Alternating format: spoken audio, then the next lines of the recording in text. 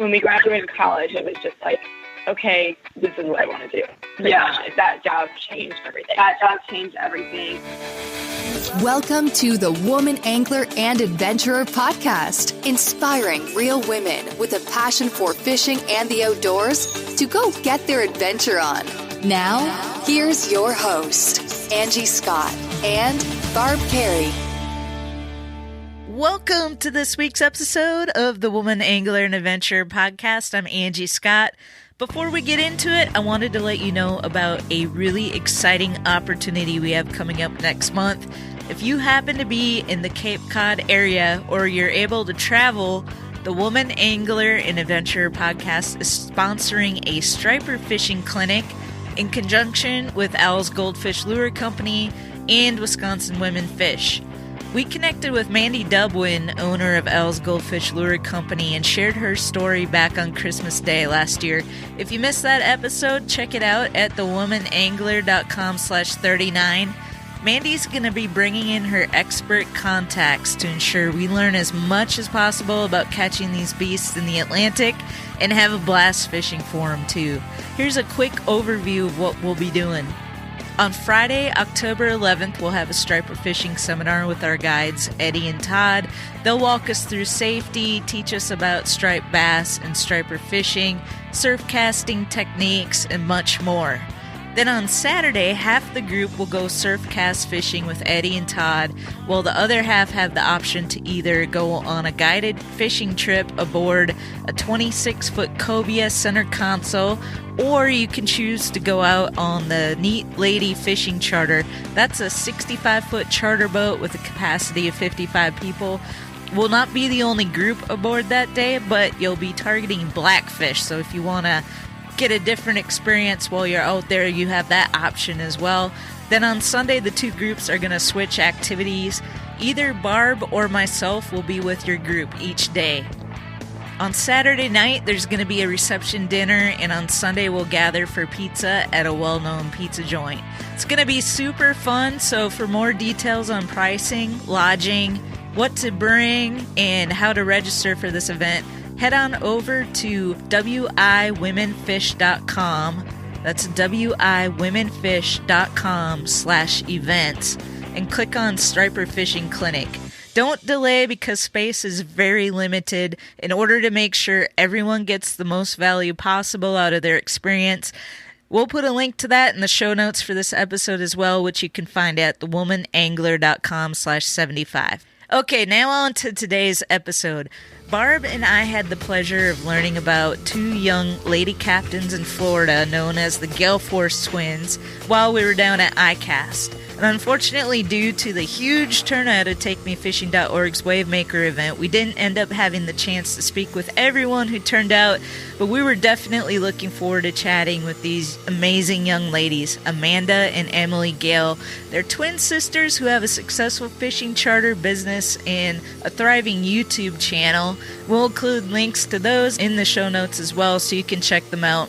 A lot of you around the country have been following the devastation left in the wake of Hurricane Dorian. The Gale Force twins had many friends affected in the Bahamas. If you're looking to find a way to help, we're sharing a link to a GoFundMe set up by one of their trusted friends in the Bahamas called Head Knowles, Funds for Foundation. Funds will go toward providing much-needed items such as generators, tarps, chainsaws, mosquito repellent, toiletries, water filtration devices, and much more. Check out the link in our show notes for this episode for more information. And again, that's thewomanangler.com/75. All right, so quick disclaimer about this episode. We had a little bit of technical difficulties due to connection issues. At one point, about halfway through, we completely lost Barb. She was traveling to one of her mini fishing adventures, but the connection gets better, so be sure and stick with it to the end. We've got a big announcement about our next episode you won't want to miss. So, okay, enough me talking. Let's get inspired by the Gale Force twins.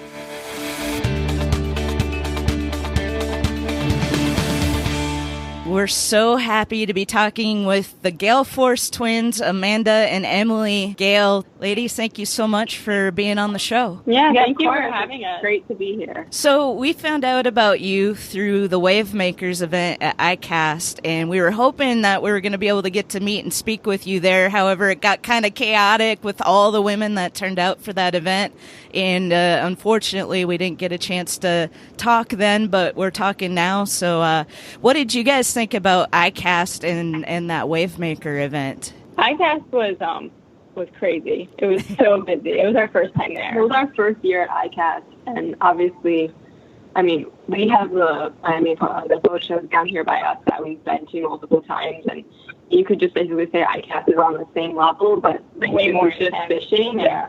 It is a lot more intense because it's not open to the public, so it's just a lot of business and, really cool products you get to see. And, I mean, we had an absolute blast. I mean, we got to meet so many cool people and, talk about collaborating with some people, which we're kind of really excited to start doing. So, I mean, ICAST has probably done wonders for our business. And, I mean, that was our first time we went into it with probably really low expectations. And after that, I mean, since we left, we just been so busy just keeping in touch with people and kind of moving forward and making plans. But the Take Me Fishing Wave Makers event, I mean, the turnout of women there was huge. I mean, much bigger than I anticipated. And I think that they're doing a really good job at just trying to promote women and kids fishing. And I mean, I love their booths and their tackle boxes with, like, what are they called? Tackle boxes. I mean, I think they're doing a great job. They do a great job with their marketing. And it's nice to find a place where all these ladies can meet up. Yeah. It was Barb and my first time at ICAST as well. So we kind of had the same thoughts that you did. It was pretty overwhelming, all the different booths and companies. And I mean, it was just huge, way bigger than, I mean, I knew it was big, but I guess I didn't know just how big it was until you walk in that room and look around, and it's just like, whoa. But yeah, we absolutely love the turnout for that Wave Maker event too. It's so cool to see, and so cool that there's an organization like that that's really focused on promoting and helping to get more women into the sport. So now, I saw you guys did a video. Did you get to fish the Disney lakes while you were at ICAST, or was that done a different time? No, it was actually while we were there at ICAST. It was the day before. Oh, okay. Yeah, so that was a lot of fun. It was our second time fishing Disney, and basically we went out and we fished the Magic Kingdom area, and I mean, it's just, the bass are everywhere there. It's kind of like catching fish in a barrel. Yes, in a barrel. Yeah, but it's cool because you get to go past like iconic Disney places. We fish in front of Cinderella's castle, in front of the Grand Floridian, under the monorail, and we have all these super cool pictures holding fish next to these really neat places. And then there's also so that was our second time fishing there. The first time we fished, it was just kind of the two of us, did it on a whim, and we showed up, and the guides there actually knew who we were because they followed us on social media, and we pretty much hit it off with them. So then when they found out we were going to be at ICAST again, Joe is the director there, and he knew we were going to be there, and he was like, I'll take you out this time. Yeah, and not only that, but Joe, the director of Disney Fishing, he's the one that actually really encouraged us to go to ICAST, and he walked the entire show with us, and he introduced us to his connections, and he's done it before, and he kind of just, I would just say, like, took us around and showed us everything and showed us what's important and who to talk to. So, I mean, that was really helpful. And I just think we've gotten some really good relationships with the Disney guys and at ICAST.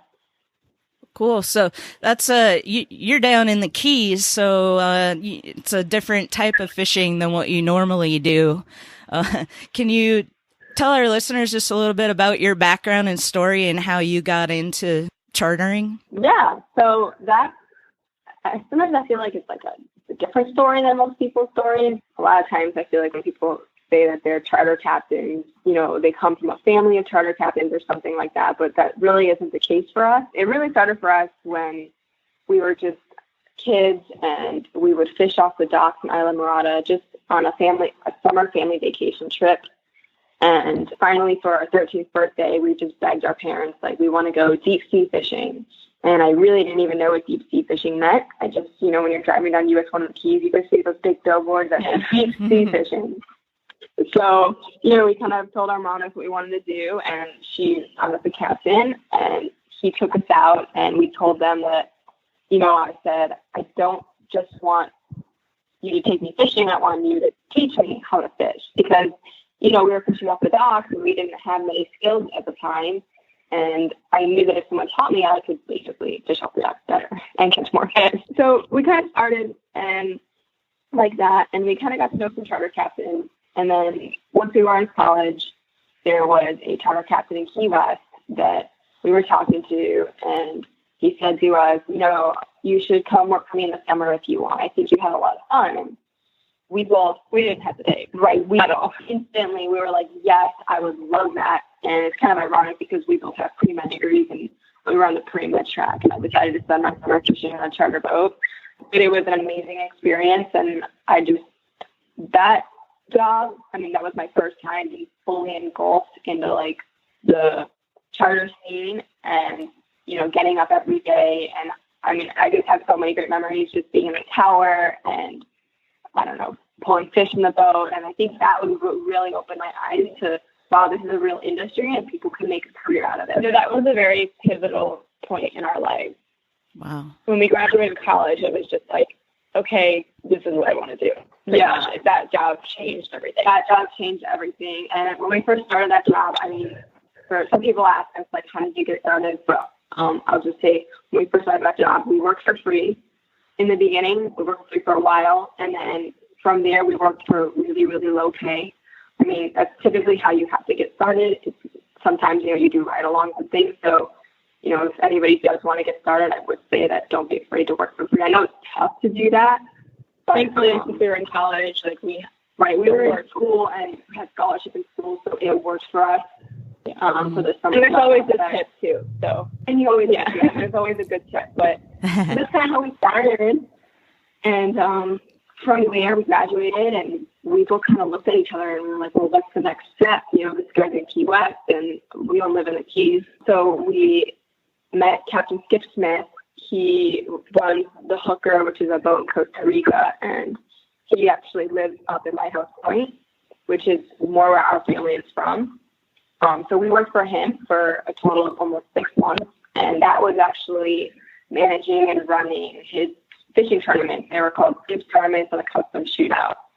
So all these tournaments were in the Bahamas, which was just another eye-opening thing to the industry to see how big the industry was. We were going to the Bahamas every other week for 2 months, spending 7 days there, learning how to run a tournament between the sponsors and the awards and live results. We ran the radio. So that was basically just our out-of-school job that we got that, I guess just continued to solidify our career choice. Yeah. When you're first working here at your first gig, what kind of boat was that, and what kind of fishing was it? Would you go way offshore in a great big boat?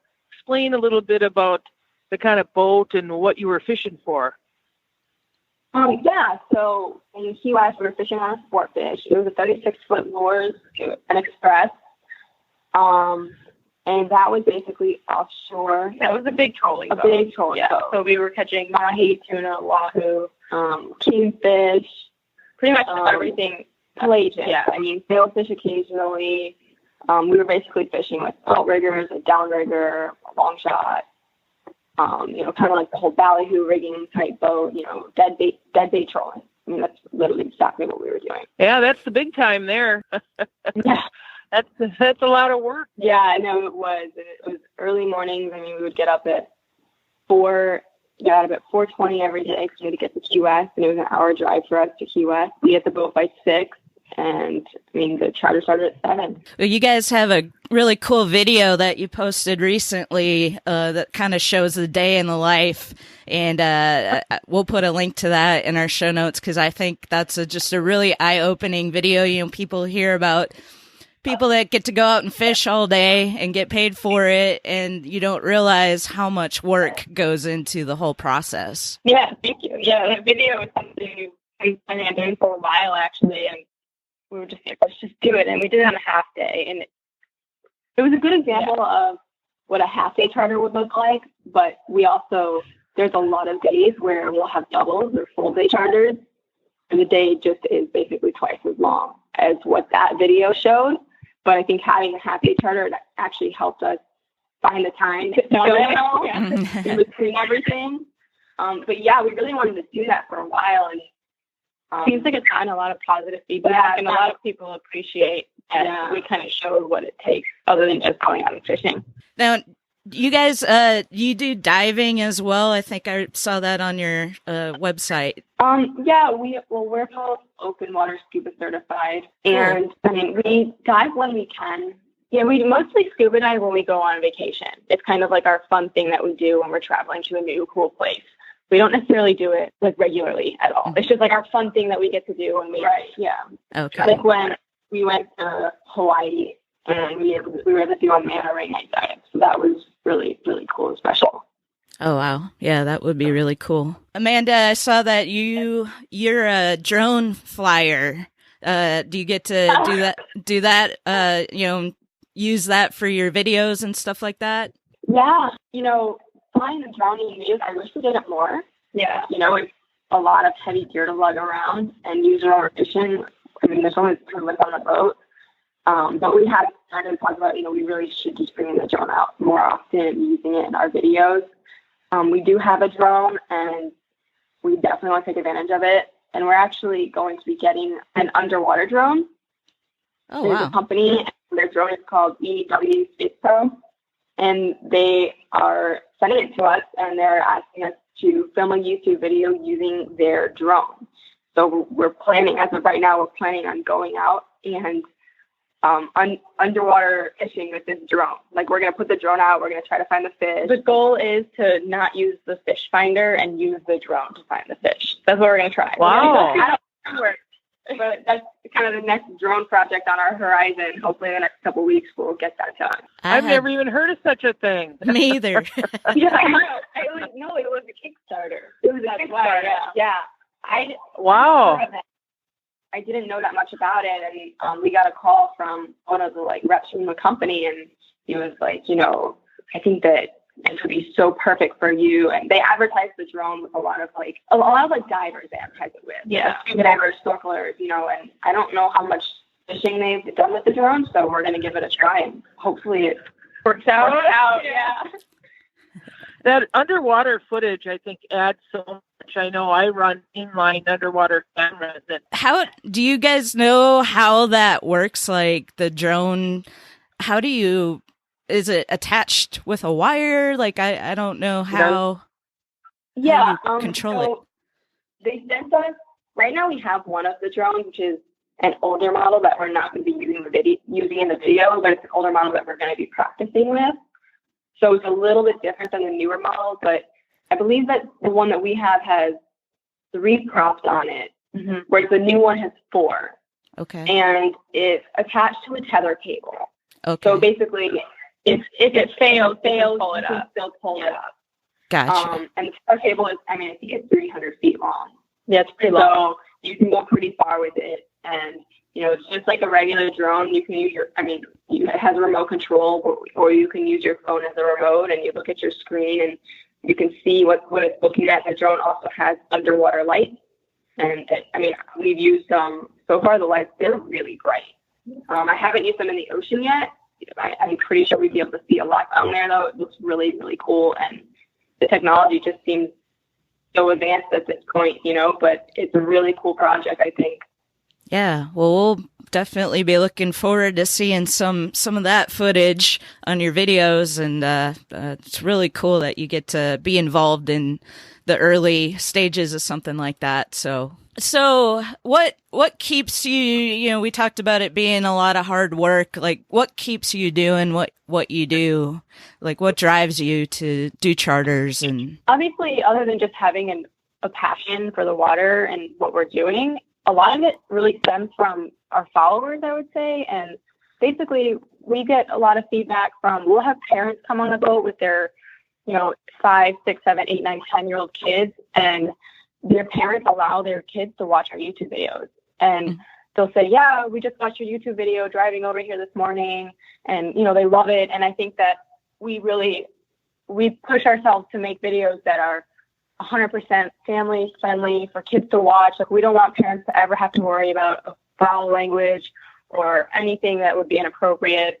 And I think that it's really motivating when I get Facebook messages from parents saying that, you know, my daughter watches you and she looks up to you. And we just feel like this industry is filled with a lot of, I don't want to say like, I would say that there's not a lot of family-friendly marketing in the fishing world. Mm-hmm. Obviously, in like the diving and the like, you know, for the keys, there's plenty of family-fun things to do. But when it comes strictly to fishing, some of the marketing I've noticed isn't exactly family-friendly. And, you know, I think we grew up in an environment where, I mean, everything was family-friendly. Yeah. You know, between just our vacations and going to Disney World. And I think that there's a gap in the market for it. Yeah. So we've just decided that we really want to focus on taking kids out and helping them catch their first yellowtail snapper or whatever. We get much more joy out of our day when I bring a kid to the reef and he catches his first snapper than I do taking a group of men offshore to catch a big mahi. Because it's just more special to me when the kid gets to catch their first fish. Yeah. I mean, we get a lot of really positive feedback just from parents saying, like, recently we had a dad say that their daughter wants to be a captain in the guy, and she looks up to us. And like when people say that to me, like I usually just get goosebumps because I'm just like, I'm just doing my thing, but like it means a lot. Yeah, that's cool. I just had an experience this past weekend where I took a father and son out, and the very first cast, he caught a bluegill, and so that was just cool, you know. I can relate to that feeling. Have you had any just real memorable experiences or anything that really stands out as something special that you've got to experience thus far? Well, yeah, I feel like the list can almost be endless. I mean, since we've been in the industry, there's just been a lot of really, really cool opportunities for us to travel and fish. Was it 2 years ago? Yeah. 2 years ago, we went to Costa Rica with Costa Sunglasses. They hired us to basically film like a video shoot, and it's going to be on the technology of the lens. And we were out there like sail fishing for 2 days. Like they were like 14-hour days fishing. And, you know, I was on the long, and a huge mahi just came and ate my bait. And, you know, it was, by the time I got to the boat, I mean, we realized how big the fish was, and we pulled it in the boat, and it measured a total of 65 inches long. Wow. So that was taller than both of us, which was, I mean, at the time, it was the biggest fish I caught. So it was just such a cool experience. And we weighed it on a 50-pound scale, and the 50-pound scale bottomed out and broke. Wow. So, we never got the official weight. We estimated it at just around 60 pounds. And I think that was just an experience that I'll probably never forget. And I'm really looking forward to hopefully mounting a fish one day. Wow, cool. Yeah, I got to fish for mahi out off the Dominican Republic. I took a little charter out, and those fish are so beautiful underwater. It's crazy how the colors just pop. Do you have any like big plans for the future? Anything you want to talk about that you got coming up? Yeah, actually. So we've spent the past year, we've spent the past 3 years fishing in the Keys and chartering on different boats. And then the past year, we've been in the Keys full time, living on our own. And as of literally like last month, we've decided to move our charter business. It's kind of still in the works, but it looks like we'll be running out of Hillsborough Inlet up in Pompano and Lighthouse Point area. You know, the real reason we chose that area is because that's essentially where we grew up and where our family is. And we both know that we want chartering to be a long-term thing for us. And we said to ourselves, what's the best place for me so that my charter business can last a long time? Yeah, living in the Keys, it was a really, really amazing experience, and we learned many different kinds of fishing. But the lifestyle down there, it's very slow, and it's there's not very many young, motivated people. And it's an amazing vacation place, but I think we're kind of at the point where we're like, we want to take our business to the next level, and we want to be able to do that somewhere that we We grew up. I think we just want to do somewhere where we know personally we can thrive. So personally, I can thrive. My business can thrive. So, I mean, that's kind of like our next big move, and it's kind of in the works. Our boat is already up there, but it's a temporary slip. We're taking some time to learn the waters up there. I mean, we've already gone fishing a couple times, and, you know, just that's kind of the next step for us. Cool. That's super exciting. We'll continue following you and sharing your adventures. I just think it's so cool what you're doing. I mean, it's so unique to see two sisters doing charters and taking people out, and I love that you're attracting families and kids and women, and so just hats off to you for doing what you do, and I hope it just thrives for you when you move, and we're excited to follow your adventures. Yeah, thank you so much for having us. We love to do these kinds of things and help you guys out, be on your podcast, and we can't wait to do it. Yep. As we say, we've got a couple mottos on the show. One is, if she can do it, I can do it. And so you guys are great role models for people to look up to and see that. And the other slogan we have is, we're better together. And so we love supporting people like you that are doing great things in the industry. So thanks again, and I hope you have a great week. Yeah, thank you. You too.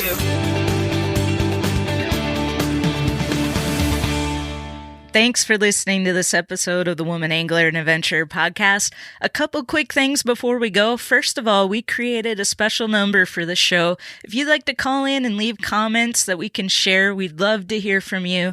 That number is 615-649-4351.